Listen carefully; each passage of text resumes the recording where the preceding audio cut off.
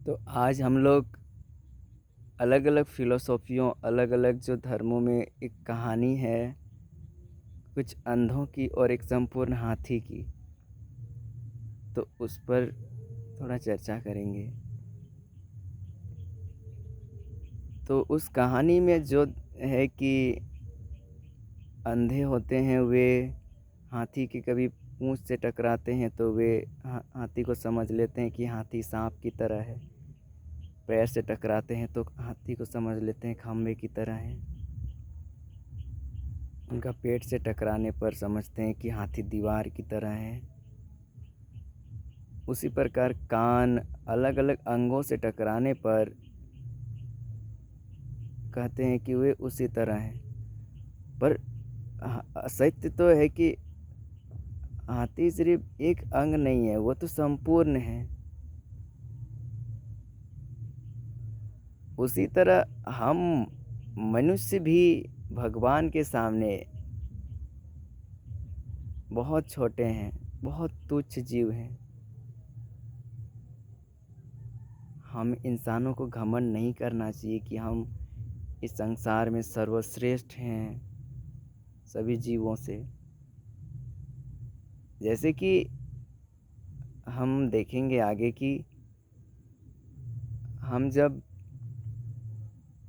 गांव में होते हैं, मतलब कि जब संपूर्ण चीज़ को एक साथ देखते हैं ऊपर से, तो अलग अनुभव होता है। जैसे कि अगर हम लोग पृथ्वी के बाहर चांद में जाके देखें तो महसूस होगा कि हम इस पृथ्वी में रहने वाले मनुष्य कहाँ हैं, इतना छोटे से भी नहीं है। तो उसी तरह देखिए आगे कि वो हमारा गांव है और जो ऊपर से हम लोग देख रहे हैं तो कितना छोटा लगता है। पर जब हम अहंकार में होते हैं, जब हम खुद को समझते हैं कि हम सर्वश्रेष्ठ हैं, महान हैं, सब जीवों से महान है इंसान, सब जीव तुच्छ हैं, घमंड के कारण, अपने अहंकार के कारण हम खुद को बड़ा समझने लगते हैं, हम मनुष्य। पर सत्य तो ये है कि हम सब जीव समान हैं और ये ब्रह्मांड, ये आकाशगंगा, ये प्रकृति, ये तारे नक्षत्र, सभी के सामने हमारा क्या अस्तित्व है।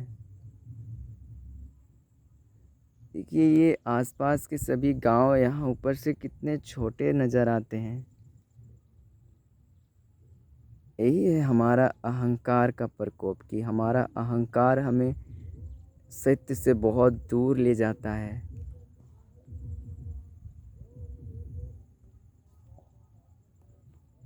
तो नमस्कार।